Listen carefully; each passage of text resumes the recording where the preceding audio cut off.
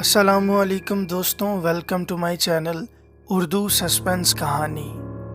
ملک صفدر حیات کی جرم و سزا سے لبریز ایک سسپنس بھری کہانی، دوسری بیوی۔ آپ مجھے بڑا قابل اور استاد سراغ رساں سمجھتے ہوں گے، لیکن میں قابل بھی نہیں اور استاد بھی نہیں تھا۔ مجھ میں خوبی یہ تھی کہ میں اپنے فرائض کے ساتھ اور ان لوگوں کے ساتھ جو میرے پاس سائل یا مستغیث یا مشتبہ کی حیثیت سے آتے تھے، عزت و احترام سے پوری طرح دیانتداری اور خلوص سے پیش آتا تھا۔ اگر آپ مجھے اب بھی قابل اور استاد سراغ رساں سمجھتے ہیں تو میں آپ کو اپنی ایک احمقانہ تفتیش کی کہانی سناتا ہوں۔ میں واردات کی رپورٹ کرنے والوں اور گواہوں وغیرہ کی حماقتوں کے جال میں آ گیا تھا، اور اس جال میں مجھے اپنے خلوص، فرض شناسی اور دیانتداری نے بھی پھنسایا تھا۔ وہ چھوٹا سا ایک قصبہ تھا جسے ارد گرد کے دیہات والے شہر کہتے تھے، کیونکہ اس میں سے پکی سڑک اور ریلوے لائن گزرتی تھی، اور یہاں ریلوے اسٹیشن بھی تھا، ورنہ آج کل کے معیار کے مطابق یہ ایک بڑا گاؤں تھا۔ ایک روز اس قصبے کا ایک آدمی تھانے میں آیا۔ اس کے ساتھ اس کا ایک بیٹا بھی تھا جس کی عمر 14-15 سال ہوگی۔ یہ آدمی مسلمان تھا۔ اس نے بتایا کہ اس کی جوان بیٹی لاپتہ ہے۔ میرے ذہن میں پہلا خیال یہ آیا کہ کسی کے ساتھ نکل گئی ہوگی، لیکن اس نے یہ کہہ کر مجھے حیران کر دیا کہ لڑکی شادی شدہ ہے اور اپنے خاوند کے گھر سے لاپتہ ہے۔ میں اسے کوئی گھریلو جھگڑا سمجھا اور یہ ارادہ کیا کہ رپورٹ درج نہیں کروں گا۔ اگر یہ دو گھروں کا جھگڑا ہوا تو ان کی صلاح و صفائی کرا دوں گا۔ میں اسے جھگڑا اس لیے سمجھ رہا تھا کہ لڑکی خاوند کے گھر سے لاپتہ ہوئی تھی، لیکن خاوند اس آدمی کے ساتھ نہیں آیا تھا۔ آپ کی بیٹی کا خاوند آپ کے ساتھ کیوں نہیں آیا؟ مجھے شک ہے کہ میری بیٹی کو اس نے غائب کیا ہے، اس نے جواب دیا۔ اس نے جو تفصیل سنائی وہ مختصراً یوں ہے کہ اس خاوند کی دوسری بیوی تھی، اس کا نام مجھے یاد نہیں رہا، آپ اسے حلیم کہہ لیں۔ اس نے 8-9 سال گزرے پہلی شادی کی تھی، لیکن اولاد نہ ہوئی۔ اولاد کی خاطر اس نے اس آدمی سے جو رپورٹ درج کرانے آیا تھا اس کی بیٹی کا رشتہ مانگا۔ لڑکی کے باپ نے رشتہ دینے کا وعدہ کر دیا۔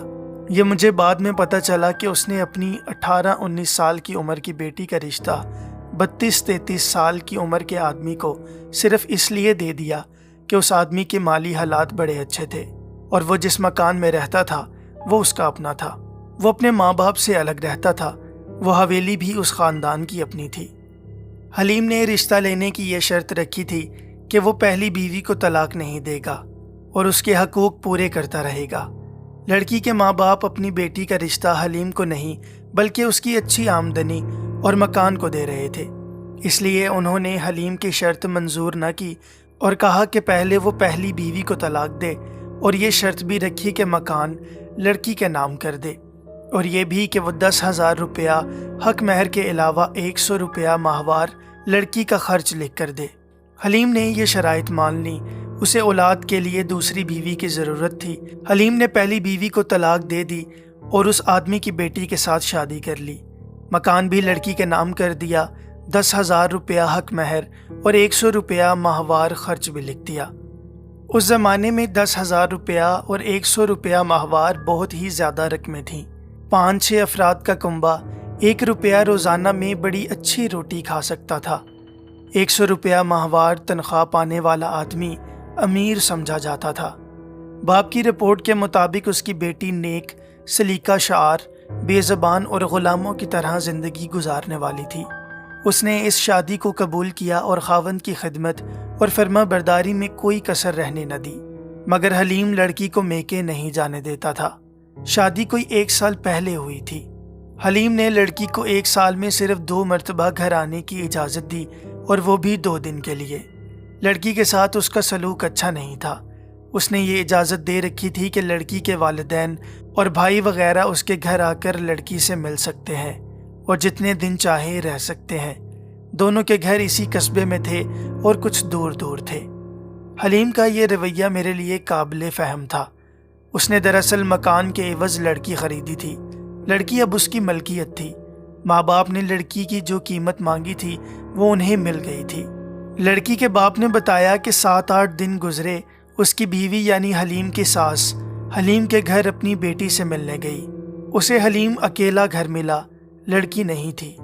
ماں نے اپنی بیٹی کے متعلق پوچھا تو حلیم نے بتایا کہ محلے میں کسی کے گھر گئی ہے۔ ماں انتظار کرتی رہی، اس کی بیٹی واپس نہ آئی۔ حلیم نے 3-4 بار کہا کہ وہ چلی جائے، اس کی بیٹی آئے گی تو وہ اسے اس کے گھر میکے بھیج دے گا۔ ماں واپس آ گئی۔ دوسرے دن لڑکی کا چھوٹا بھائی اپنی بہن سے ملنے گیا، بہن گھر نہیں تھی۔ حلیم نے اس لڑکے کو بھی یہی بتایا کہ اس کی بہن محلے میں کسی کے گھر گئی ہے اور ذرا دیر سے آئے گی۔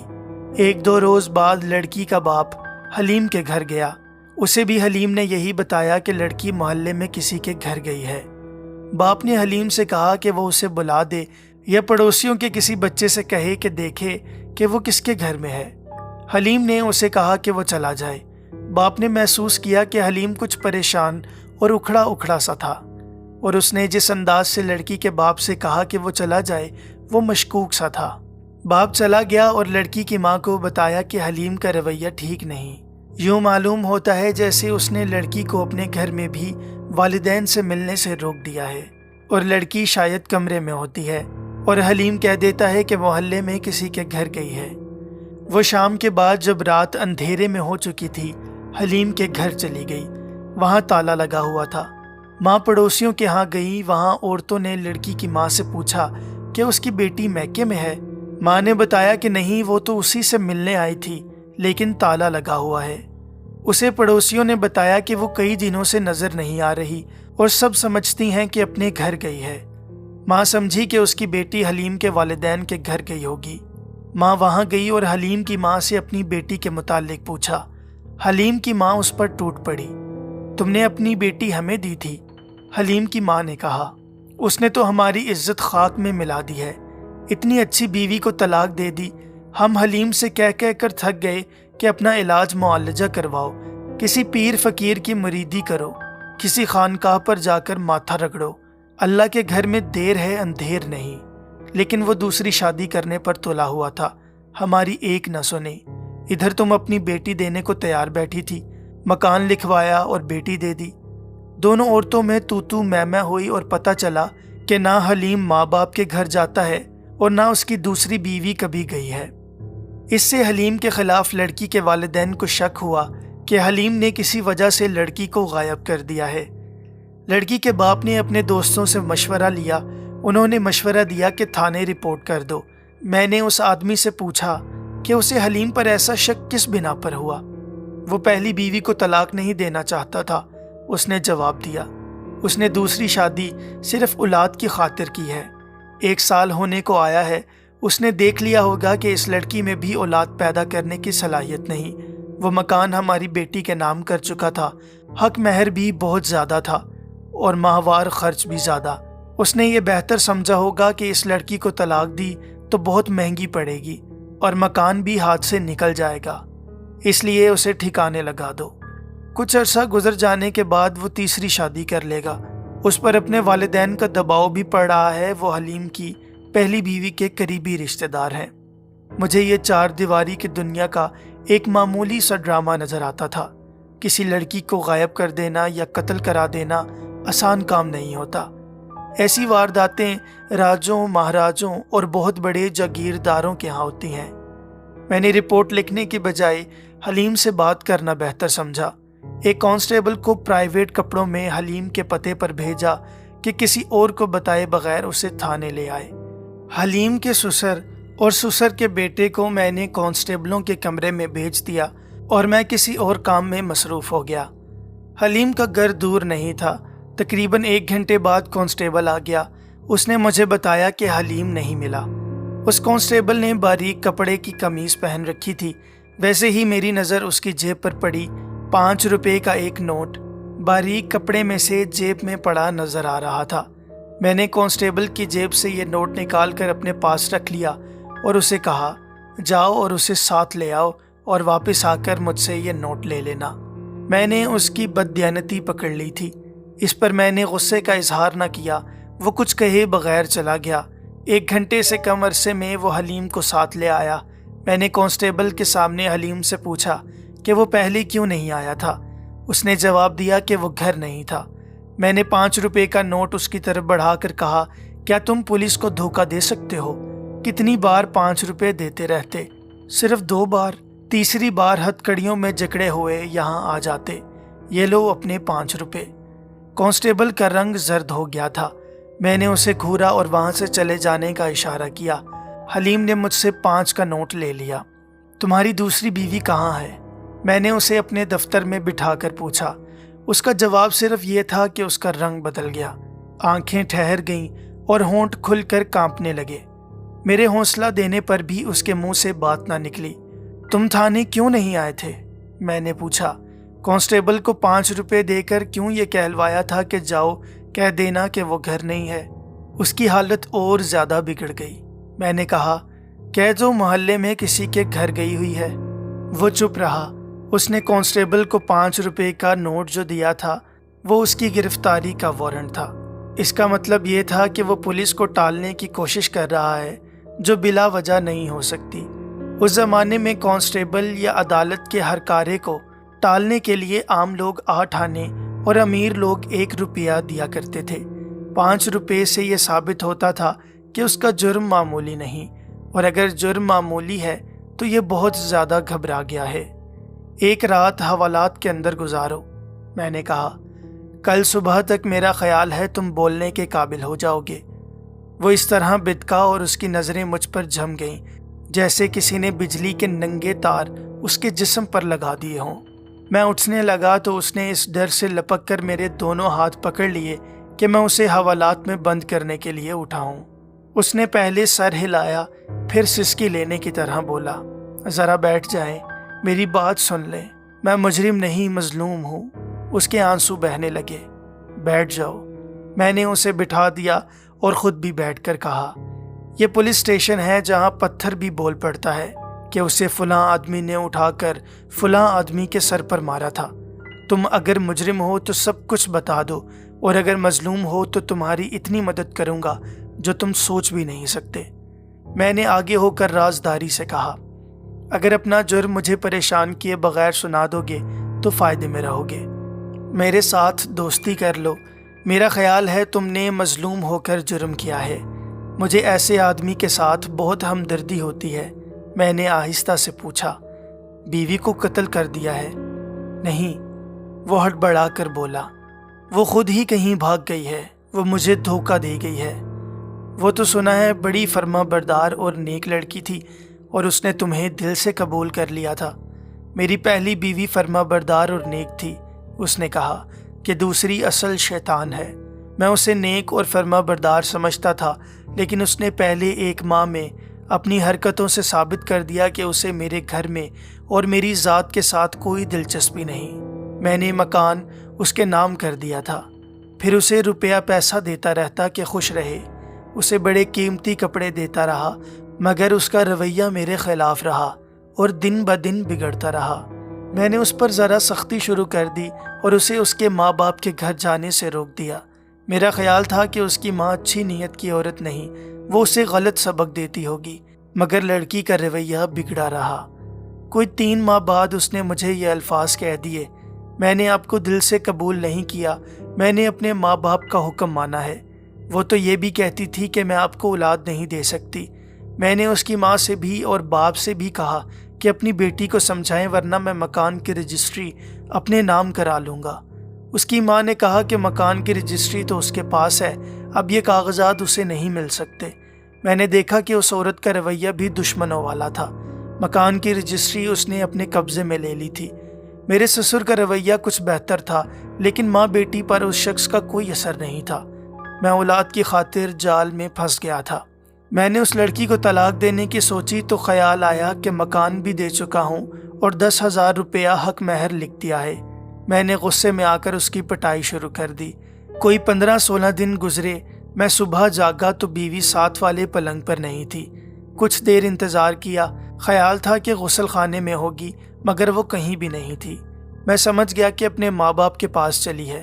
میں نے ارادہ کر لیا کہ خود گئی ہے، خود ہی آئے گی، میں اس کے پیچھے نہیں جاؤں گا۔ میں نہ گیا۔ 5 روز بعد اس کی ماں آئی۔ وہ آتی رہتی، پیشتر اس کے کہ میں اس سے پوچھتا کہ اس کی بیٹی کہاں ہے۔ اس نے مجھ سے یہی سوال پوچھا۔ وہ اپنی بیٹی کے لیے باداموں وغیرہ کی کوئی چیز بنا کر لائی تھی۔ اس نے مجھے کہا کہ یہ تم بھی کھایا کرو، اس میں بڑی طاقت ہے۔ میں نے اس عورت کی باتیں غور سے سنی۔ اس کے لہجے اور انداز میں کوئی شرارت نظر نہیں آئی، لیکن اس عورت کا کوئی اعتبار بھی نہیں تھا۔ میں نے اسے کہا کہ اس کی بیٹی محلے میں کسی کے گھر گئی ہے۔ وہ کچھ دیر انتظار کر کے چلی گئی۔ دوسرے دن اس کا بھائی آ گیا، وہ بھی اپنی بہن سے ملنے آیا تھا۔ مجھے کچھ شک ہونے لگا۔ میں نے اسے بھی یہی کہا کہ اس کی بہن محلے میں کسی کے گھر گئی ہے۔ باتوں باتوں میں اس سے پوچھا کہ اس کی بہن اپنے گھر کب گئی تھی۔ وہ 14-15 سال کا لڑکا تھا، میری باتوں میں آ گیا۔ اس نے 2 ماہ پہلے کا بتایا کہ اس کی بہن اپنے گھر گئی تھی۔ مجھے یہ شک تھا کہ اس کی ماں بڑی چالاک ہے۔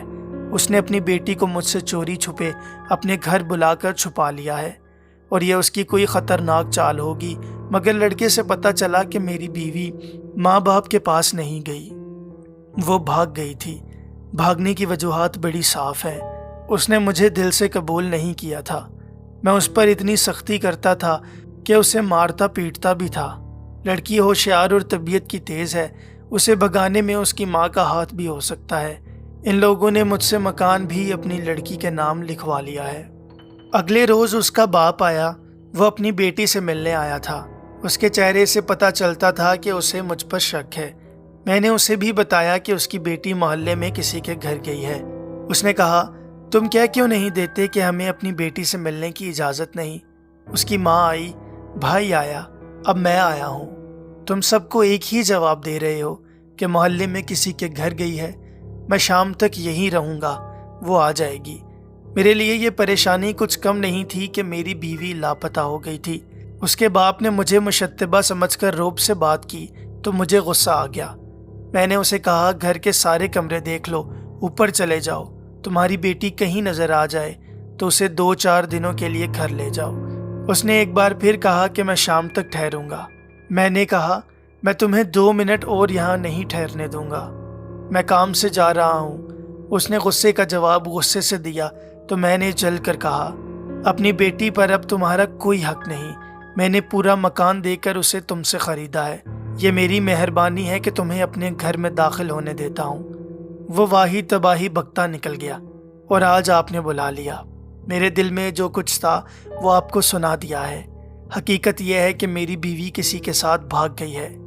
کسی پر شک ہے تمہیں؟ میں کچھ نہیں کہہ سکتا، اس نے جواب دیا۔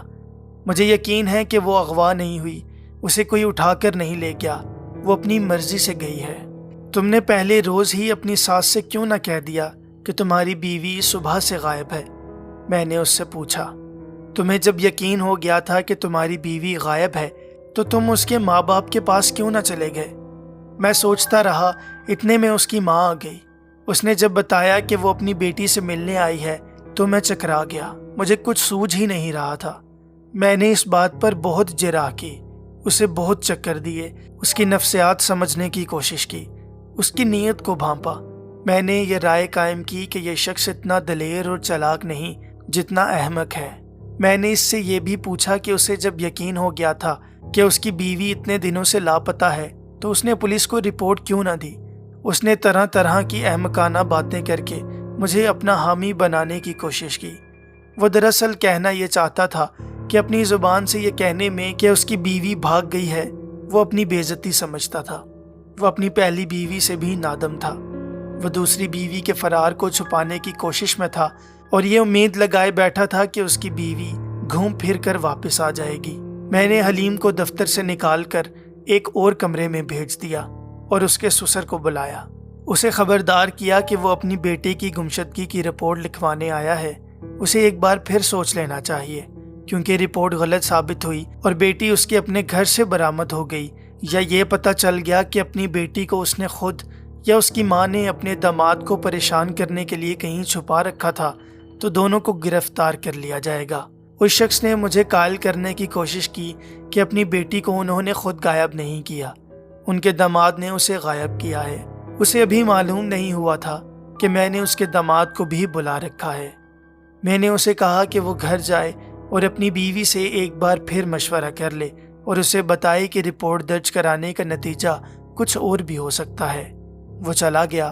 میں نے حلیم کو بلا کر ڈرایا دھمکایا اور بہت کوشش کی کہ اس نے اگر خود بیوی کو ادھر ادھر کر دیا یا ٹھکانے لگا دیا ہے تو مجھے بتا دے۔ وہ رونے پر آ گیا، بار بار یہی کہتا تھا کہ میری بیوی اپنی مرضی سے یا اپنی ماں کی کوشش سے لاپتہ ہوئی ہے، اسے تلاش کیا جائے۔ میں اتنا سمجھ گیا تھا کہ حلیم میں اپنی بیوی کو قتل کرنے اور لاش غائب کرنے کی ہمت نہیں، البتہ ممکن تھا کہ اس کے پاس پیسہ تھا جس سے وہ یہ جرم کرائے کے قاتلوں سے کرا سکتا تھا۔ تاہم میں بھی ابھی تک اسے گھریلو جھگڑا سمجھ رہا تھا، اور میری کوشش یہ تھی کہ یہ لوگ صلح صفائی کر کے پولیس اور عدالت کے چکر سے بچ جائیں۔ میں نے حلیم سے کہا کہ وہ کل پھر میرے پاس آئے، شاید اس کی بیوی واپس آ جائے۔ وہ بھی چلا گیا۔ 2 دن ان میں سے کوئی بھی تھانے نہ آیا۔ میں مطمئن ہو گیا کہ انہوں نے آپس میں کوئی سمجھوتا کر لیا ہے۔ تیسرے دن 2 میل دور کے ایک گاؤں کا نمبردار تھانے میں آیا۔ اس نے بتایا کہ اس کے گاؤں سے تھوڑی ہی دور ویرانے میں ایک عورت کی لاش برآمد ہوئی ہے جو زمین میں دبی ہوئی تھی۔ بھیڑیوں وغیرہ نے نکال لی ہے اور کچھ کھا لی ہے۔ میں اسی وقت روانہ ہو گیا۔ لاش عورت کی تھی، خراب ہو چکی تھی، ابھی سوجی ہوئی تھی، گلی سڑی نہیں تھی۔ گیدڑوں اور بھیڑیوں نے اسے تھوڑی ہی دیر پہلے نکالا تھا۔ کئی جگہوں سے گوشت کھایا ہوا تھا۔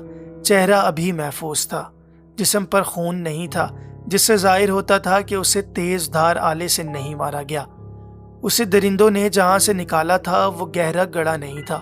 رات طوفانی بارش برسی تھی، بہتے پانی نے گڑھے سے مٹی بہا دی تھی، جس سے لاش ننگی ہو گئی اور گیدڑ وغیرہ پہنچ گئے۔ لاش کے کپڑے درندوں نے چیتھڑے بنا دیے تھے۔ میں نے کپڑے دیکھتے ہی کہہ دیا کہ یہ عورت دیہاتی نہیں تھی۔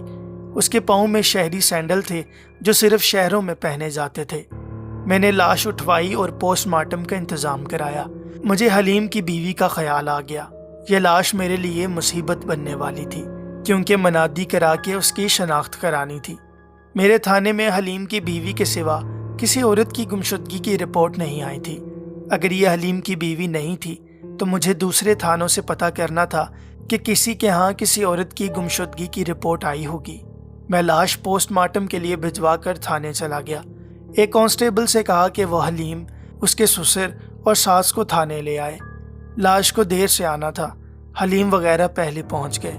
میں لاش کے کپڑوں کے چتھڑے اور سینڈل لے آیا تھا۔ پہلے حلیم کو اندر بلایا اور اسے چتھڑے اور سینڈل دکھائے۔ اس نے کہا کہ اگر ایک چتھڑے کو دھو کر اسے دکھا دیا جائے تو پہچاننے میں آسانی ہوگی۔ کپڑے کیچڑ سے پہچانے نہیں جاتے تھے۔ میں نے سب سے بڑا ٹکڑا ایک کانسٹیبل کو دیا کہ اسے دھو لائے۔ یہ پھولدار کپڑا ریشمی تھا۔ کپڑا دھل کر آیا تو حلیم نے پہچان لیا۔ کہنے لگا کہ اس رات اس کی بیوی نے یہی کپڑے پہن رکھے تھے۔ سینڈل بھی اس نے پہچان لیے۔ لاش کے ساتھ زیور کی ایک بھی چیز نہیں تھی۔ پھر میں نے حلیم کی ساس کو بلایا۔ اس نے دھلا ہوا چتھڑا دیکھتے ہی کہہ دیا، یہ میری بیٹی کے سوٹ کا کپڑا ہے۔ لاش کے ساتھ شلوار بھی اسی کپڑے کی تھی۔ سینڈل کے متعلق اس نے کہا کہ اس کی بیٹی اس قسم کے سینڈل پہنتی تھی۔ اس کے ساتھ ہی اس نے رونا پیٹنا شروع کر دیا۔ اس کا خاوند دوڑ آیا۔ میں نے اسے سنبھالنے کی بہت کوشش کی، لیکن وہ بین کرتی اور حلیم کو گالیاں دیتی تھی۔ میں لاش کے انتظار میں تھا، مگر اسپتال سے پیغام آیا کہ لاش ضلع کے اسپتال میں بھیجنی پڑے گی۔ میں نے حلیم اور اس کی ساس اور سسر کو گھر چلے جانے کو کہا اور انہیں بتایا کہ میں انہیں کل بلا لوں گا۔ میں لاش کو 20-22 میل دور بھیجنے کے انتظامات میں مصروف ہو گیا۔ لاش دوسرے دن شام کو واپس آئی۔ پوسٹ مارٹم رپورٹ میں لکھا تھا کہ یہ لاش جوان لڑکی کی ہے۔ اسے مرے ہوئے 15 سے 20 دن گزر گئے ہیں۔ موت کا باعث گلا گھونٹنا لکھا گیا تھا۔ میں گردن پر نشان نہیں دیکھ سکا تھا کیونکہ گردن سوجی ہوئی تھی، چہرہ بھی سوجا ہوا تھا اور آنکھیں بند تھیں۔ میں نے حلیم، اس کی ساس اور سسر کو بلا لیا۔ تینوں نے لاش کا چہرہ دیکھا۔ سب سے پہلے ماں نے کہا یہ میری بیٹی کی لاش ہے۔ مقتولہ کے باپ نے بھی تائید کر دی اور پھر حلیم نے بھی کہہ دیا کہ اس کی بیوی کی لاش ہے۔ میں اس لیے مان گیا کہ یہ حلیم کی بیوی کی لاش ہے کہ اس لڑکی کو لاپتہ ہوئے 15-16 دن گزر گئے تھے، اور پوسٹ مارٹم رپورٹ یہ تھی کہ مقتولہ کو مرے 15 سے 20 روز گزر چکے ہیں۔ تھانے میں مقتولہ کی ماں نے جو ادھم بپا کیا وہ بیان سے باہر ہے۔ حلیم اس کی گالیاں خاموشی سے سن رہا تھا۔ مقتولہ کے باپ نے مجھے کہا کہ میں رپورٹ لکھوں کہ اس کی بیٹی کو حلیم نے قتل کیا یا کرایا ہے۔ وہ یہ ثبوت پیش کر رہا تھا کہ حلیم مقتولہ کو گھر سے نکلنے نہیں دیتا تھا، اس لیے یہ مانا نہیں جا سکتا کہ لڑکی خود باہر نکلی اور کوئی اسے اٹھا کر لے گیا اور اسے آبادی سے دور لے جا کر قتل کر دیا۔ حلیم نے اپنی صفائی میں شور شرابہ بپا کر دیا۔ مجھے اب 302 کی رپورٹ درج کر کے پرچہ کرنا ہی تھا۔ لاش اور پوسٹ مارٹم رپورٹ میرے سامنے پڑی تھی۔ میں نے کاغذی کارروائی مکمل کر کے حلیم کو مشتبہ بٹھا لیا۔ اس نے مجھے 2 روز پہلے جو بیان دیا تھا اس میں ایسی وجوہات پائی جاتی تھیں جو قتل تک نوبت پہنچ سکتی تھیں۔ مثلاً مقتولہ کا حلیم سے یہ کہنا کہ وہ اسے پسند نہیں کرتی، اس کا حلیم کی مردانگی پر طنز کرنا اور اس کے ساتھ برا سلوک کرتے رہنا۔ حلیم کے ساتھ یہ دھوکہ بھی ہوا تھا کہ اس سے مکان لکھوا لیا گیا تھا مگر لڑکی اس کے ہاتھ سے نکلی جا رہی تھی۔ یہ ایسی وجوہات تھیں جو بزدل کو بھی دلیر بنا دیتی۔ لاش وارث لے گئے۔ میں نے حلیم کو تھانے میں رکھا۔ شہر میں خبر پھیل گئی کہ حلیم کی بیوی قتل ہو گئی ہے۔ بڑی سنسنی خیز واردات تھی۔ حلیم کا باپ اور اس کے 2 چھوٹے بھائی تھانے آ گئے۔ میں نے حلیم کو حوالات میں بند نہ کیا، اسے کانسٹیبلوں کے حوالے کر کے ان کے کمرے میں بٹھایا اور خود گھر چلا گیا۔ رات 12 بجے کے بعد تھانے گیا اور حلیم کو اپنے دفتر میں بٹھا لیا۔ اس کی حالت ایسی ہو گئی تھی جیسے دک کا مریض ہو۔ خوف سے کھڑا نہیں ہوا جا رہا تھا۔ میں نے اسے کہا کہ اس کے بچنے کی بہت گنجائش ہے، بشرطے کہ وہ بتا دے کہ اس نے اپنی بیوی کو کس طرح قتل کیا یا کرایا ہے۔ اسے اپنے قبضے میں لینے کے لیے یہ بھی کہا کہ اس کے خلاف اب کوئی ثبوت نہیں مل سکتا اور موقع کا کوئی گواہ نہیں۔ اس نے بچوں کی طرح رونا شروع کر دیا۔ وہ قسمیں کھاتا تھا۔ میں نے اس سے پوچھا کہ اس کی بیوی اس سے پہلے کبھی اسے بتائے بغیر گھر سے نکلی ہے۔ اس نے جواب دیا کہ وہ دن کے وقت اکثر کام سے باہر رہتا تھا، کبھی پتہ نہیں چلا کہ وہ گھر سے کبھی نکلی ہے یا نہیں۔ اس طرح رات کو کبھی غائب نہیں ہوئی تھی۔ میں نے پوچھا کہ رات اس نے کس وقت اسے اپنے پلنگ پر دیکھا تھا۔ اس نے بتایا کہ تقریباً 2 بجے وہ پیشاب کے لیے اٹھا تو اس کی بیوی گہری نیند سوئی ہوئی تھی۔ میں نے اس پر کم و بیش 3 گھنٹے صرف کیے مگر کچھ حاصل نہ ہوا۔ میں اس وقت اتنا تجربے کار تو نہیں تھا، پھر بھی مجھے یہ یقین ہونے لگا تھا کہ یہ شخص ایسا خوفناک جرم نہیں کر سکتا۔ پولیس کے سوال در سوال کے سلسلے اور جرح سے کوئی استاد ہی بچ سکتا ہے۔ اس آدمی میں مجھے کوئی چالاکی نظر نہ آئی۔ اس کے باوجود میں نے اسے بری قرار نہ دیا۔ یہ ممکن تھا کہ اس نے رات غصے سے بے قابو ہو کر بیوی کا گلا گھونٹ دیا ہو اور لاش وہاں جا کر دفن کرایا ہو۔ یہ بھی ہو سکتا تھا کہ اس نے کسی دوست یا کسی اور کی مدد لی ہو۔ اس کے گھر کی تلاشی ضروری تھی۔ صبح ہوئی تو میں اس کے گھر کو چلا۔ اس کا باپ رات بھر تھانے کے باہر بیٹھا رہا تھا۔ وہ میرے سامنے آ گیا اور منت سماجت کرنے لگا۔ میں نے اسے ساتھ لے لیا۔ اس نے بتایا کہ اس کا بیٹا بالکل بدھو ہے۔ اسے ہم نے منع کیا تھا کہ دوسری شادی نہ کرو، اگر کرنی ہی ہے تو اس گھر سے نہ کرو، کیونکہ لڑکی بھی مشکوک چال چلن کی ہے اور اس کی ماں بھی بہت چلاک اور عیار ہے۔ باپ نے کہا کہ اس کا بیٹا اتنا چلاک اور ہوشیار ہوتا کہ قتل تک کر سکتا تو مکان لڑکی کا نام نہ لکھ دیتا۔ میں نے اس سے پوچھا کہ مقتولہ کسی اور کو چاہتی تھی۔ آپ سے پہلے والا تھانے دار اسی مکان میں رہتا تھا جس میں آپ رہتے ہیں، اس نے جواب دیا۔ اس کا ایک بیٹا جوان تھا۔ اس کے متعلق پتہ چلا تھا کہ اس لڑکی سے ملتا ملاتا تھا۔ بہرحال لڑکی اچھے چال چلن کی نہیں تھی۔ نوجوانی میں ہی اس نے دوستانے گانٹھنے شروع کر دیے تھے۔ یہ شخص چونکہ حلیم کا باپ تھا اس لیے میں اس کی باتوں پر یقین نہیں کر سکتا تھا۔ اسے تو اپنے بیٹے کی حمایت کرنی ہی تھی۔ تاہم میں نے اس کی کئی ایک باتیں ذہن میں رکھ لیں، اس سے بہت کچھ پوچھا اور اس کے جواب یاد کر لیے۔ حلیم کے گھر جا کر تلاشی لی، کونے کھدرے بھی دیکھے، ٹرنک وغیرہ بھی کھول کر دیکھے۔ حلیم نے بیوی کی گمشدگی کے بعد اس کا ٹرنک نہیں دیکھا تھا۔ یہ میں نے دیکھا۔ حلیم ساتھ تھا۔ ٹرنک میں بڑی خوبصورت ٹین کی صندوقچی رکھی تھی جو تقریباً 1 فٹ لمبی اور 8-9 انچ چوڑی تھی۔ ایسی صندوقچیوں میں زیورات رکھے جاتے تھے۔ میں نے صندوقچی کھولی تو خالی تھی۔ وہ زیورات بھی لے گئی ہے، حلیم نے گھبرائے ہوئے لہجے میں کہا۔ میں نے اس کے لیے بے شمار زیورات بنوائے تھے، سب لے گئی ہے۔ میں نے حلیم کی بات فوراً نہ مان لی۔ یہ بھی تو ہو سکتا تھا کہ اس نے بیوی کو ٹھکانے لگا کر زیورات کہیں ادھر ادھر کر دیے ہوں، لیکن میں نے یہ بھی ذہن میں رکھا تھا کہ لڑکی گھر سے بھاگی ہوگی اور زیورات ساتھ لے گئی۔ وہ جس کے ساتھ بھاگی اسے زیورات نے بے ایمان بنا ڈالا اور وہ لڑکی کو قتل کر کے زیورات اپنے ساتھ لے گیا۔ اگر زیورات گئے تو نقدی بھی ہوگی۔ حلیم نے بتایا کہ وہ اپنی بیوی کو خوش رکھنے کے لیے اسے پیسے بہت دیتا تھا۔ اس مکان سے کوئی سراغ نہ ملا۔ لڑکی کو قتل ہوئے 3 ہفتے گزر گئے تھے۔ ویسا سراغ تو مل ہی نہیں سکتا تھا جیسا میں ڈھونڈ رہا تھا۔ زیورات کی گمشدگی میرے لیے قابل غور تھی۔ مجھے حلیم کی ساس کا خیال آ گیا۔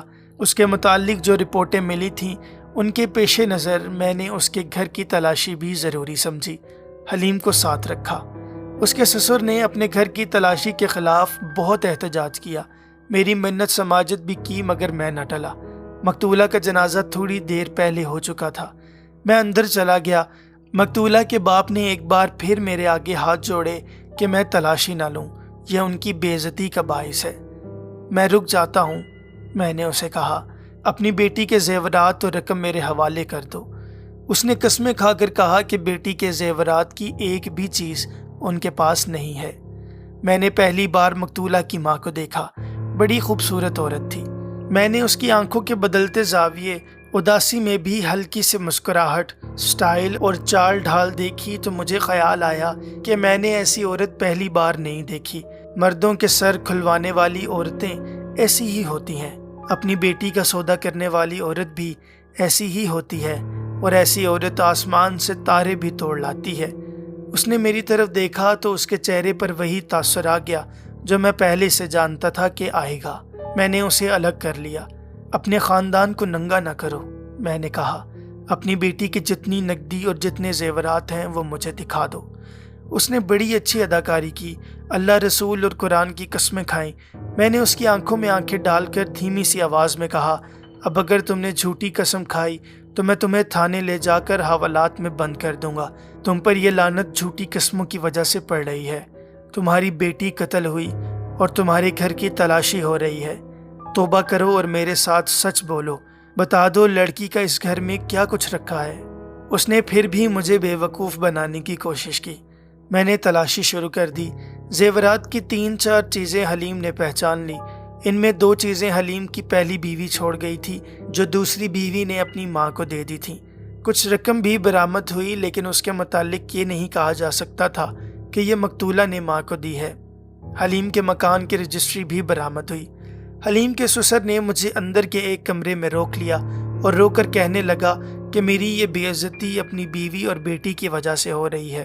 اس نے کہا کہ حلیم کے ساتھ اپنی بیٹی کا سودا اس کی بیوی نے ہی کیا تھا۔ اس گھر سے اور کوئی سراغ نہ ملا۔ مجھے کچھ ایسا یقین ہونے لگا تھا کہ قاتل حلیم نہیں، اور یہ بھی کہ لڑکی کو غائب کرنے میں اس کی ماں کا ہاتھ نہیں۔ کوئی وجہ نظر نہیں آتی تھی۔ حلیم کی پہلی بیوی اور اس کے بھائیوں کو نظر انداز نہیں کیا جا سکتا تھا۔ مخبروں نے جو رپورٹیں دیں ان کے مطابق مقتولہ اور اس کی ماں کا چال چلن ٹھیک نہیں تھا۔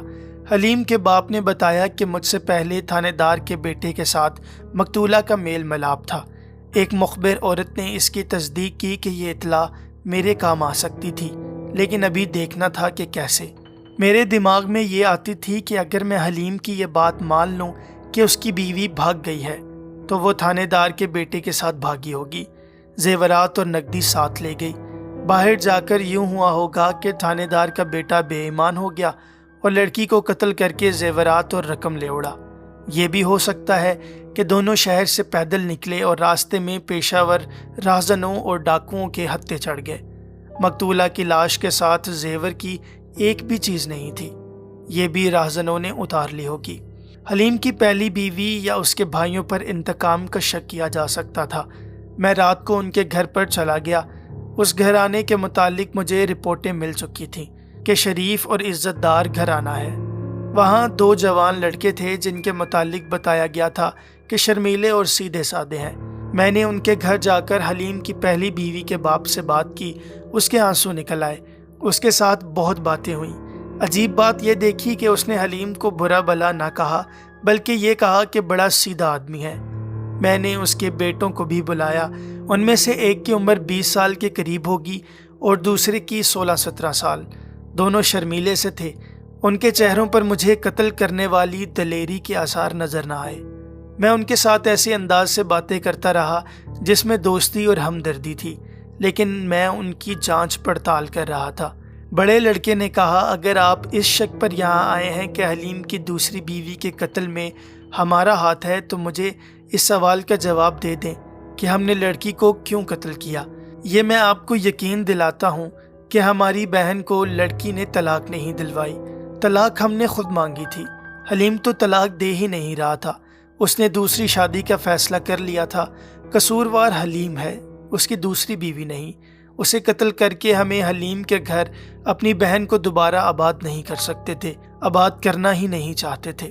ہم نے خود طلاق مانگی تھی۔ اس لڑکے کی بات میں وزن تھا۔ میں یہ بھی دیکھ چکا تھا کہ یہ لڑکے قتل کی جرت نہیں رکھتے۔ پھر بھی ان کے سینے میں جھانکنے کے لیے میں نے ان کے ساتھ گپ شپ کے انداز میں بہت دیر باتیں کی۔ آخر انہیں کہا کہ میں ان کی بہن یعنی حلیم کی پہلی بیوی سے 2-4 باتیں کرنا چاہتا ہوں۔ میں نے ان سے معذرت کی، وہ شریف لوگ تھے۔ انہوں نے اندر جا کر اپنی بہن کو میرے پاس بھیج دیا۔ باپ بھی اندر چلا گیا۔ میں نے اس عورت کے ساتھ افسوس کا اظہار کیا کہ حلیم نے اسے طلاق دے دی ہے۔ ایسی ہی چند اور باتیں کر کے اس کے دل سے پولیس کا ڈر نکال دیا۔ اس کے ساتھ جو باتیں ہوئیں ان سے مجھے یہ معلومات حاصل ہوئی کہ حلیم نے اس کا ڈاکٹری معائنہ کرایا تھا اور وہ ٹھیک نکلے تھے۔ حلیم نے اپنا معائنہ ڈاکٹروں کے کہنے کے باوجود نہ کرایا۔ اکثر یوں ہی ہوتا ہے کہ جس مرد کے اولاد نہ ہو وہ بیوی میں نقص بتاتا ہے اور اپنا معائنہ کرانے میں اپنی توہین سمجھتا ہے۔ حلیم کی پہلی بیوی نے بتایا کہ حلیم کا رویہ بھی یہی تھا۔ بیوی کے بار بار کہنے کے باوجود اس نے اپنا معائنہ نہ کروایا اور یہی کہتا رہا کہ وہ مکمل مرد ہے۔ اس عورت کے کہنے کے مطابق اس کے ساتھ حلیم کو بہت محبت تھی۔ حلیم دوسری شادی کرنا چاہتا تھا لیکن اسے طلاق نہیں دے رہا تھا۔ بیوی برداشت نہ کر سکی کہ اس کے گھر میں کوئی اور عورت آئے۔ اس نے طلاق کی ضد کی۔ ادھر مقتولہ کے والدین نے بھی طلاق کی شرط عائد کر دی۔ حلیم نے پہلی بیوی سے کہا تھا کہ وہ اپنی محبت منتقل نہیں کرے گا، صرف اولاد کی خاطر شادی کر رہا ہے۔ اس نے یہ بھی کہا تھا کہ وہ اس عورت کو جائیداد کا حصہ دے گا اور اسی کو اپنی اصل بیوی سمجھے گا، مگر عورت یہ بات نہ مانی۔ میں نے اپنائیت کے انداز میں اپنے مطلب کی باتیں پوچھنا شروع کی۔ میں نے یہ دیکھا کہ یہ جوان سال عورت شریف ہے اور عقل والی بھی ہے۔ میں جانتی ہوں کہ آپ یہاں کیوں آئے ہیں، اس نے باوقار سے لہجے میں کہا۔ اگر آپ کو یہ شک ہے کہ میں نے حلیم کی دوسری بیوی کو اپنے بھائیوں سے یا کسی اور سے قتل کرایا ہے تو یہ وہم دل سے نکال دیں۔ اگر میرے دماغ میں جرم ہوتا تو میں ایک بڑا ہی آسان جرم کرتی۔ میرے خاوند کو اولاد کی ضرورت تھی اور وہ اولاد پیدا کرنے کے قابل نہیں تھا۔ میں بڑی آسانی سے اسے اولاد دے سکتی تھی۔ اس اولاد کا باپ کوئی اور ہی ہوتا لیکن میرا خاوند اسے اپنی اولاد سمجھتا۔ میں طلاق سے بچ جاتی اور جائیداد کی وارث بنتی۔ اس لڑکی کو طلاق کرنے سے کیا حاصل ہوتا؟ اس کا تو اس میں کوئی قصور نہیں تھا۔ مجھے یہ حسد بھی نہیں ہو سکتا تھا کہ اس کی بیوی سے حلیم کی اولاد پیدا ہوگی۔ حلیم 10 شادیاں کر لے، اس کی اولاد نہیں ہوگی۔ مجھے عورتوں نے بتایا ہے کہ یہ لڑکی ماں باپ کے ہاتھ نہیں آ رہی تھی، اس کی شادی زبردستی کی گئی تھی۔ شاید ماں نے اسے یہ لالچ دیا تھا کہ حلیم کا مکان ہاتھ آ جائے گا، زیورات اور رقم بھی مل جائے گی اور جو دل میں آئے کرنا۔ وہ کسی اور کو چاہتی تھی یا حلیم اسے پسند نہیں تھا؟ دونوں باتیں تھیں، اس نے جواب دیا۔ ایسی باتیں چھپی نہیں رہا کرتی۔ یہ تو مجھے معلوم نہیں کہ ان کی دوستی کہاں سے شروع ہوئی تھی۔ مجھے یہ معلوم ہے کہ اس لڑکی کے گھر کے ساتھ ایک گھر ہے، وہاں کی ایک لڑکی میری گہری سہیلی ہے۔ اس کا ایک بھائی تھانے دار کے بیٹے کا دوست تھا۔ دونوں میں محبت اور رازداری تھی۔ تھانے دار کے بیٹے کا نام امین ہے۔ وہ کبھی کبھی رات کو اپنے دوست کے گھر آ جاتا ہے۔ وہ بیٹھک میں بیٹھتے تھے، کبھی لڑکی بیٹھک میں آ جاتی، کبھی چھتوں کے اوپر سے ادھر آ جاتی اور امین اوپر چلا جاتا۔ میری سہیلی بتاتی ہے کہ یہ لڑکی اسے بڑے فخر سے اپنی محبت کے قصے سنایا کرتی تھی۔ میری اسی سہیلی کو اس نے بتایا تھا کہ اس کی شادی کہیں اور کی گئی تو وہ امین کے ساتھ بھاگ جائے گی۔ مجھ سے پہلا تھانے دار بھی مسلمان تھا۔ اسے یہاں سے گئے 1 سال ہونے کو آیا تھا۔ اس کے اس بیٹے کو میں نے دیکھا تھا، FA پاس کر چکا تھا۔ اس کا باپ اسے ASI بھرتی کرانے کی کوشش کر رہا تھا۔ مجھے چارج دے کر یہ تھانے دار وہاں سے 40 میل دور چلا گیا تھا۔ امین کو یہاں سے گئے 1 سال ہونے کو آیا ہے۔ میں نے حلیم کی پہلی بیوی سے کہا، وہ یہاں 3-4 بار آ چکا ہے۔ اس نے کہا، مجھے اسی سہیلی نے بتایا ہے۔ اس عورت نے مجھے بڑی قیمتی بات بتا دی تھی۔ میں اسے تسلی دلاسے دے کر اور اس کے باپ اور بھائیوں سے سلام دعا کر کے رخصت ہوا۔ میں نے حلیم کی پہلی بیوی سے اس کی سہیلی کے بھائی کا نام پوچھ لیا تھا۔ میں نے دوسرے دن اسے تھانے بلا لیا۔ 18-19 سال کا یہ نوجوان بہت ڈرا ہوا تھا۔ میں نے اسے کہا کہ میں اس سے جو کچھ پوچھوں وہ بالکل سچ بتا دے اور کسی تھانے دار یا اس کے بیٹے سے نہ ڈرے۔ اس نے وہی بات تفصیل سے سنا دی جو حلیم کی پہلی بیوی نے اختصار سے سنائی تھی۔ اس نے یہ بھی بتایا کہ امین اپنے باپ کے چلے جانے کے بعد بھی یہاں آتا رہا ہے اور لڑکی اسے حلیم کے گھر سے آ کر ملتی رہی ہے۔ وہ آخری بار کب آیا تھا؟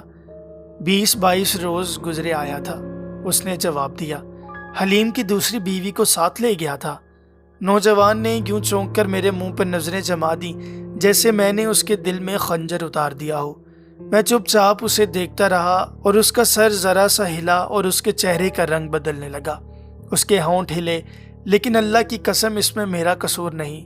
اس نے بڑی مشکل سے کہا، وہ تھانے دار کا بیٹا ہے، بے شک وہ میرا دوست ہے، لیکن وہ بہت دلیر اور بدمعاش بھی ہے۔ میں اس سے ڈرتا ہوں۔ میں نے اسے حوصلہ دیا اور کہا کہ میں اسے ملزم نہیں سمجھ رہا۔ بہرحال اس نے بتایا کہ امین آیا اور اس کے گھر ٹھہرا تھا۔ اس نے ایک عورت کی زبانی حلیم کی دوسری بیوی کو پیغام بھیج دیا تھا۔ اس نے اپنے اس دوست کو بتایا تھا کہ وہ لڑکی کو ہمیشہ کے لیے اپنے ساتھ لے جا رہا ہے۔ رات کے آخری پہر وہ چلا گیا تھا۔ اس کا یہ دوست اپنے گھر سے نہیں نکلا۔ اس سے چند روز بعد اسے امین کا خط ملا۔ اس میں اس نے ڈھکے چھپے الفاظ میں لکھا تھا کہ اس کا کام ہو گیا ہے اور تم دوستی کی قدر کرنا۔ اس کا مطلب تھا کہ راز کو راز رکھنا۔ میں نے اس سے خط مانگا تو اس نے بتایا کہ وہ خط پھاڑ کر ضائع کر چکا ہے۔ البتہ اس نوجوان نے مجھے نہایت قیمتی بات بتائی۔ امین اس قدر آوارہ اور گمراہ ہو گیا تھا کہ کئی مہینوں سے اپنے باپ سے الگ ہو چکا تھا۔ باپ اسے ASI بنوانا چاہتا تھا، لیکن لڑکا کسی اور طرف ہی چل نکلا۔ اس نے اب میرے تھانے سے کم و بیش 90 میل دور ایک شہر میں چھوٹا سا ایک ہوٹل کھول رکھا تھا۔ میں نے اس عورت کو پکڑا جس کے متعلق اس لڑکے نے بتایا تھا کہ اس کے ذریعے لڑکی کو پیغام بھیجا گیا تھا۔ یہ ایک غریب عورت تھی۔ اس نے صاف بتا دیا کہ امین کے پیغام وہی لڑکی تک لے جاتی تھی۔ آخری پیغام یہ تھا کہ رات کے آخری پہر فلاں جگہ تیار ہو کر آ جانا۔ یہ عورت پیغام دے آئی تھی۔ میں نے اس عورت سے اپنے مطلب کی تمام باتیں پوچھ لیں۔ مجھے بڑے کارآمد گواہ ملتے جا رہے تھے۔ مجھے یقین ہو گیا تھا کہ میں نے قاتل پکڑ لیا ہے۔ امین اس جرم کے لیے نہایت موزوں آدمی تھا۔ دیہات میں جاگیرداروں اور اونچی ذات کے زمینداروں کے بیٹے اور شہر اور دیہات میں تھانے داروں کے بیٹے اپنے آپ کو فرعون سمجھتے ہیں۔ وہ اس وہم میں مبتلا ہوتے ہیں کہ وہ قانون کی گرفت سے بالا ہے۔ ہمارے ملک میں ہوتا یوں ہے کہ اس نسل کو قانون سے آزادی حاصل ہوتی ہے۔ امین اسی نسل سے تھا۔ اس کے دوست نے بتایا کہ امین باپ سے الگ ہو گیا ہے اور کہیں اور کاروبار کر رہا ہے، تو مجھے یقین ہو گیا کہ اس نے لڑکی سے کہا کہ وہ سارے زیورات اور زیادہ سے زیادہ رقم ساتھ لے آئے۔ لڑکی زیورات اور رقم لے آئی۔ امین کو کاروبار کے لیے یا عیش و عشرت کے لیے یا جوئے میں لگانے کے لیے انہی چیزوں کی ضرورت تھی۔ اس نے لڑکی کا گلا گھونٹا اور اس کی لاش دفن کر کے زیورات اور نقدی لے گیا۔ صرف ایک سوال مجھے پریشان کر رہا تھا۔ اس نے لاش کو زمین میں دبانے کے لیے گڑھا کس طرح کھودا تھا؟ کدال کے بغیر اتنی کھدائی ممکن نہیں تھی۔ کیا اس کے ساتھ کوئی اور آدمی تھا؟ میں نے اس جگہ خود ہی جانا بہتر سمجھا جہاں کے متعلق امین کے دوست نے بتایا تھا کہ وہ وہاں ہے۔ میں ہیڈ کانسٹیبل اور ایک کانسٹیبل کو ساتھ لے کر رات کی گاڑی سے روانہ ہو گیا۔ وہاں پہنچ کر میں تھانے میں چلا گیا۔ وہاں ہندو تھانے دار تھا جس کے ساتھ اچھی جان پہچان تھی۔ وہ امین کے باپ کو بھی جانتا تھا۔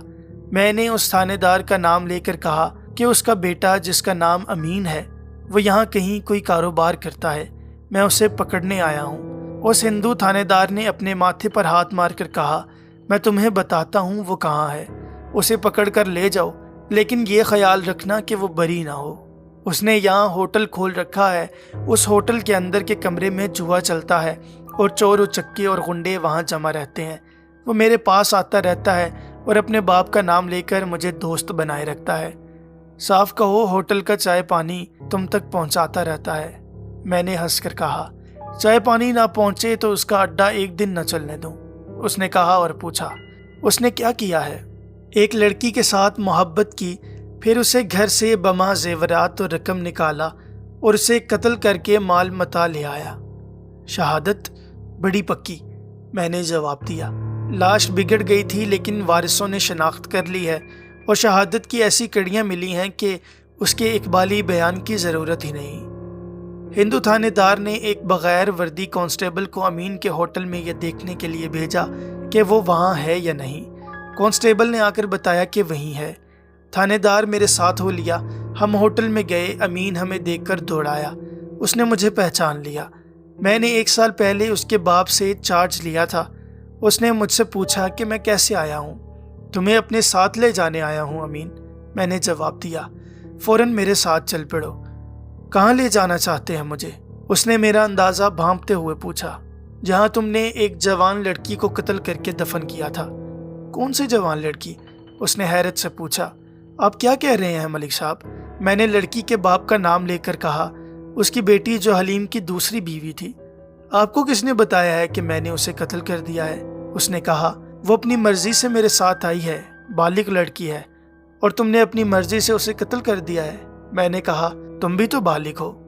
آپ میرے گھر چلیں، اس نے کہا، میں آپ کو حلیم کی دوسری بیوی دکھا دیتا ہوں۔ میں حیران ہونے لگا کہ یہ کیا کہہ رہا ہے۔ میں وہاں کے تھانے دار کے ساتھ اس کے ساتھ چل پڑا۔ وہ کرائے کے مکان میں رہتا تھا۔ وہاں گئے تو وہ دوسرے کمرے میں جا کر ایک لڑکی کو ساتھ لے آیا۔ وہ بڑی خوبصورت تھی۔ میں نے اس سے نام پوچھا تو اس نے اپنا نام وہی بتایا جو حلیم کی دوسری بیوی کا تھا۔ اس نے اپنے باپ کا بھی نام بتایا۔ میں تو اسے پہچانتا نہیں تھا۔ وہاں کے تھانے دار نے میرے ساتھ مذاق شروع کر دیے۔ میں چکرا رہا تھا۔ لڑکی نے بتایا کہ وہ حلیم کی دوسری بیوی ہے۔ تھانے دار سے کہہ کر میں نے اس کے گھر کی باقاعدہ تلاشی کا انتظام کیا۔ کچھ زیورات برآمد ہوئے جو میں نے قبضے میں لے لیے۔ دونوں کو میں ریلوے اسٹیشن لے گیا۔ امین کو میں نے ہتھ کڑی نہ لگائی۔ ان دنوں ریل گاڑیوں میں آج کی طرح رش نہیں ہوتا تھا۔ میں نے ایک چھوٹا کمپارٹمنٹ خالی دیکھا تو ہیڈ کانسٹیبل امین اور لڑکی کو اس میں سوار کرا لیا۔ امین چونکہ تھانے دار کا بیٹا تھا اس لیے وہ میرے ساتھ بے تکلف ہو گیا۔ اس نے مجھ سے پوچھا کہ میں کس کے قتل کی بات کر رہا تھا۔ میں نے بات کو ٹالنے کے لیے کوئی اور بات شروع کر دی۔ لڑکی بہت گھبرائی ہوئی تھی۔ وہ میرے ساتھ بات کرنے سے بھی ڈرتی تھی۔ اس نے امین کے کان میں کچھ کہا۔ دونوں نے میری طرف دیکھا۔ کہتی ہے کہ اپنے خاوند کے پاس نہیں جاؤں گی۔ امین نے مجھے کہا اور پوچھا، ہمارے ساتھ آپ کیا سلوک کریں گے؟ تم ایک تجربہ کار تھانے دار کے بیٹے ہو۔ میں نے اسے کہا، اپنا جرم تم خود ہی اچھی طرح جانتے ہو۔ اگر تم دونوں میرے ساتھ اچھا سلوک کرو گے تو میں تمہارے ساتھ اس سے زیادہ اچھا سلوک کروں گا۔ دیکھ لو، میں نے تمہیں ہتھ کڑی نہیں لگائی۔ یہ لڑکی بے شک بالغ ہے لیکن شادی شدہ ہے۔ اپنے خاوند کو دھوکہ دے کر بھاگی، زیورات اور رقم بھی چوری کر لائی ہے۔ تم نے اسے اغوا کیا اور چوری میں مدد دی ہے۔ مجھے تمہارے باپ کا خیال آتا ہے۔ تو مجھے ساری بات صاف صاف بتا دو تاکہ میں تمہیں بچانے کی کوئی ترکیب سوچوں۔ میں نے اسے لڑکی سے الگ کر لیا اور ذرا پرے جا بیٹھا۔ اس کے متعلق جو رپورٹ ملی تھی وہ بالکل صحیح ثابت ہوئی۔ اس کے دوست نے اس کی اور حلیم کی دوسری بیوی کے محبت اور ملاقاتوں کی جو رودات سنائی تھی وہ بھی درست نکلی۔ امین ہر بات سچ بتا رہا تھا۔ اگر اس وقت امین وہاں ہوتا جب لڑکی کی شادی ہو رہی تھی تو وہ حلیم کے گھر جاتے ہی یا ماں باپ کے گھر سے امین کے ساتھ بھاگ جاتی۔ امین کو بہت دیر سے پتہ چلا۔ وہ یہاں آیا، لڑکی سے ملا اور لڑکی کا فرار طے ہوا۔ پھر وہ لڑکی کو لینے آیا، دوست کے گھر ٹھہرا۔ عورت کی معرفت انہوں نے ملنے کی جگہ طے کی۔ لڑکی نے زیورات اور رقم کی پوٹلی دن کو ہی باندھ کر ٹرنک سے باہر کہیں رکھ لی تھی۔ حلیم آدھی رات کے بعد پیشاب کے لیے جاگا۔ اس وقت لڑکی جاگ رہی تھی۔ حلیم اسے سوتی ہوئی سمجھتا رہا۔ وہ واپس آ کر سو گیا تو لڑکی اٹھی، پوٹلی اٹھائی اور نکل گئی۔ امین بھی فوراً ہی آ گیا۔ دونوں ریلوے اسٹیشن کے قریب اندھیرے میں چھپے رہے۔ گاڑی آئی تو وہ پلیٹ فارم کی طرف سے سوار ہونے کے بجائے دوسری طرف سے سوار ہوئے۔ انہوں نے ٹکٹ نہیں لیے تھے۔ وہ شہر میں اترے اور کسی طرف سے اسٹیشن سے نکل گئے۔ امین کو یہ معمولی سا ہوٹل کھولے 3-4 مہینے ہو گئے تھے۔ اس نے لڑکی کو نکاح کے بغیر رشتے کے رکھا ہوا تھا۔ لڑکی سے میں نے الگ بات کی۔ امین نے اسے کہا کہ چھپانے کی ضرورت نہیں، ملک صاحب اپنے آدمی ہیں، ساری بات بتا دو۔ اس نے وہی بیان دیا جو امین دے چکا تھا۔ میں نے اس سے پوچھا کہ اس کی ماں کو اس کے فرار کا علم تھا۔ اس نے بتایا کہ ماں کو تو یہ بھی علم نہیں تھا کہ وہ امین کو چاہتی اور اس سے ملتی ملاتی ہے۔ ماں کے متعلق اس نے یہ بتایا کہ وہ اسے کہتی رہتی تھی کہ حلیم سے زیادہ پیسے لے کر گھر لاتی رہے۔ اس طرح اس نے حلیم سے خاصی رقم بٹوری اور اپنی ماں کو دی۔ میں نے ان کے بیان سنے اور پریشان ہوتا رہا کہ وہ لاش کس کی تھی جسے اس لڑکی کے ماں باپ اور حلیم نے کہہ دیا تھا کہ اسی کی ہے۔ میں نے لڑکی کے سینڈل دیکھے، وہ اسی قسم کے تھے جیسے لاش کے پاؤں میں تھے۔ اس کے کپڑے کچھ اور قسم کے تھے۔ ہم اپنے تھانے میں پہنچے تو میں نے لاش کے ساتھ برآمد ہونے والا ایک چیتھڑا لڑکی کو دکھا کر پوچھا کہ اس کے پاس اس قسم کا سوٹ ہے۔ اس نے بتایا اس کا ایک سوٹ بالکل اسی کپڑے اور اسی رنگ کے پھولوں کا ہے۔ حلیم، لڑکی کی ماں اور اس کے باپ کو تھانے بلایا۔ تینوں لڑکی کو دیکھ کر اس طرح حیران ہوئے جیسے ڈر بھی رہے ہوں۔ ماں اپنی بیٹی سے لپٹ گئی۔ ان کے پوچھنے کے باوجود میں نے انہیں نہ بتایا کہ لڑکی مجھے کہاں سے ملی ہے۔ میرے ذہن پر وہ لاش سوار ہو گئی جو برآمد ہوئی تھی، اور اسے ان لوگوں نے اپنی بیٹی سمجھ کر پورے احترام اور تمام تر رسموں کے ساتھ دفن کیا تھا۔ اس موقع پر مجھے اپنی حماقت کا احساس ہوا۔ میں ان احمقوں کی باتوں میں اور فرض کے ساتھ اپنی دیانتداری میں الجھ گیا تھا۔ میں نے لاش کی شناخت بھی غلط کرائی تھی۔ لاش کا چہرہ اتنا سوجا ہوا تھا کہ آنکھیں بند اور دبی ہوئی تھیں۔ اسی شام امین کا باپ آ گیا۔ وہ 40 میل دور کے ایک تھانے کا انچارج تھا۔ اسے ہندو تھانے دار نے بذریعہ فون اطلاع دی تھی کہ اس کا بیٹا پکڑا گیا ہے۔ وہ اپنے بیٹے کو چھڑانے آیا تھا۔ اس نے بیٹے کو بہت گالیاں دی، پھر مجھ سے پوچھا کہ یہ قصہ کیا ہے۔ میں نے اسے بتا دیا۔ اس کے بعد جو کچھ ہوا اور ہم نے کیا وہ سنانے کی ضرورت نہیں۔ لڑکی نہ حلیم کے ساتھ جانے پر رضامند تھی نہ ماں باپ کے ساتھ۔ امین کے باپ نے حلیم سے کہا کہ اس نے اپنی بیوی کی کرتوت دیکھ لی ہے، اب وہ اسے اپنی بیوی بنا کر نہیں رکھے گا، لہٰذا اسے طلاق دے دے۔ مجھے مکان واپس دلا دو، حلیم نے کہا، زیورات بھی دلا دو اور طلاق لے لو۔ یہ مذاکرات امین کا باپ کر رہا تھا۔ اس نے لڑکی کے ماں باپ کو راضی کر لیا کہ وہ مکان کی رجسٹری دے دیں۔ انہوں نے کاغذات دے دیے۔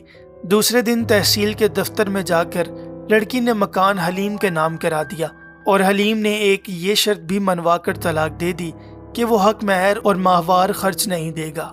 لڑکی نے تحریر دے دی کہ وہ حق مہر اور خرچ معاف کرتی ہے۔ لڑکی امین کے ساتھ چلی گئی، لیکن جو لاش برآمد ہوئی تھی اس کے متعلق آج تک پتہ نہیں چلا کہ کس کی تھی۔ تحصیل کے تمام تھانوں سے پتہ کرایا، کسی بھی تھانے میں کسی عورت کی گمشدگی کی رپورٹ نہیں آئی تھی۔ میرا خیال تھا پیشہ ور مجرم اسے کہیں دور سے اغوا کر لائے تھے اور کسی وجہ سے اسے قتل کر کے دفن کر گئے تھے۔